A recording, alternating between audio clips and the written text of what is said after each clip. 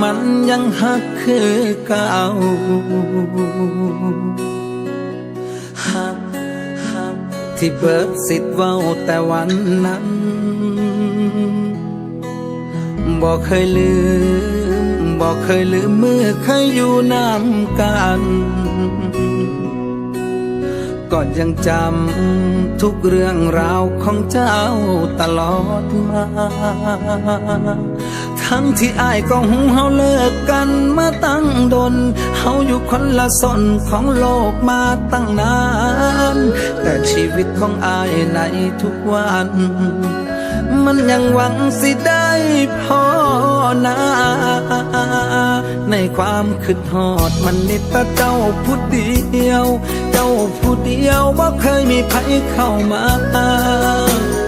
เจ้าหูบ่ตั้งแต่เจ้าลาก็มีแต่คำว่าคิดฮอดเด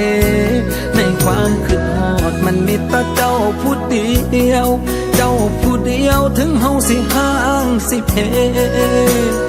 อยู่จังใดยังห่วงใยอยู่เดยังถามข่าวย้อนยังหักเจ้าหลารออ้ายยังรอคนดีรอถึงมันบ่มีเลยจุดหมาย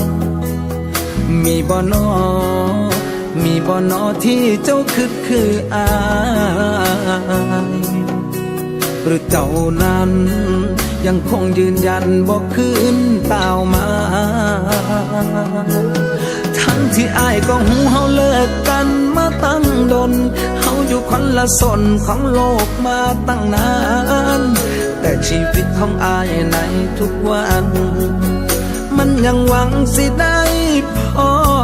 นา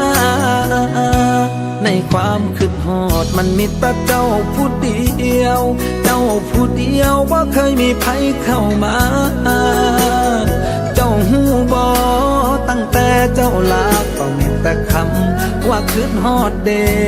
ในความคิดฮอดมันมีแต่เจ้าผู้เดียว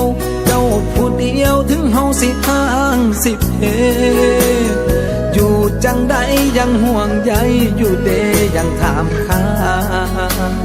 ย้อนยังหักเจ้าหลาย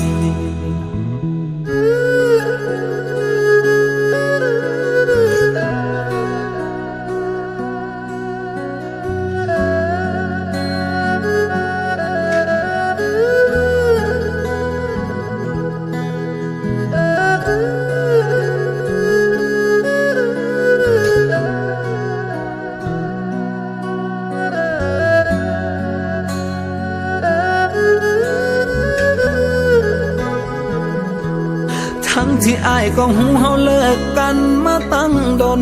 เฮาอยู่คนละส่วนของโลกมาตั้งนาน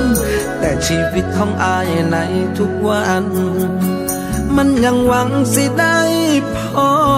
นาในความคิดฮอดมันมีแต่เจ้าผู้เดียว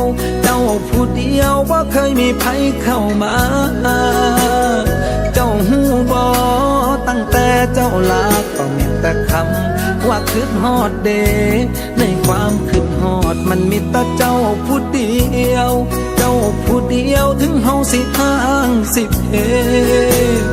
อยู่จังใดยังห่วงใยอยู่เดยังถามข่าวย้อนยังหัก